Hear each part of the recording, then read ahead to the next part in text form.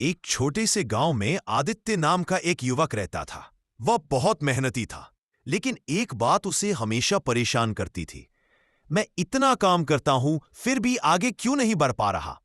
गांव के बाहर एक पहाड़ी पर एक वृद्ध साधु रहते थे। कहा जाता था कि उनके पास जीवन का गहरा ज्ञान है। एक दिन आदित्य उनसे मिलने पहुंचा। साधु मुस्कुराए और बोले, कल सुबह सूरज निकलने से पहले यहां आ जाना। पहला ज्ञान, खाली घड़ा। अगली सुबह साधु ने आदित्य को एक खाली घड़ा दिया और कहा, इसे नदी से भरकर लाओ।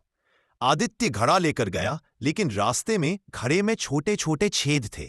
पानी भरते ही बहने लगा। वह परेशान होकर लौटा। साधु बोले, अगर मन में नकारात्मक सोच के छेद हों तो ज्ञान और मेहनत दोनों बह जाते हैं। दूसरा ज्ञान, मौन का महत्व। साधु ने आदित्य को पूरे दिन चुप रहने को कहा। पहले उसे लगा यह आसान है, पर शाम तक उसे समझ आया कि बिना बोले उसने ज्यादा देखा, ज्यादा समझा।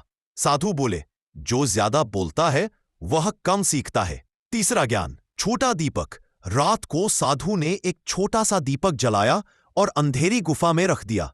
धीरे धीरे अंधकार दूर होने लगा।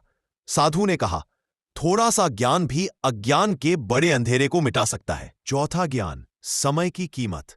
अगले दिन साधु ने आदित्य से कहा, इस रेत को मुट्ठी में बंद रखो। जितना कसकर पकड़ता उतनी ही रेत गिरती जाती। साधु बोले, समय को जकड़ोगे तो वह फिसलेगा, समझदारी से चलोगे तो साथ देगा। पांचवा ज्ञान, सेवा का फल। साधु ने गांव के एक बीमार व्यक्ति की सेवा की। लौटते समय उसके चेहरे पर सुकून था। साधु मुस्कुराए, ज्ञान तब पूर्ण होता है जब वह दूसरों के काम आए। कहानी की सीख, 1. सकारात्मक सोच से ही ज्ञान टिकता है। 2. मौन से समझ पड़ती है। 3. थोड़ा ज्ञान भी बहुत बड़ा बदलाव ला सकता है। 4. समय का सम्मान करो। 5. सेवा ही सच्चा ज्ञान है।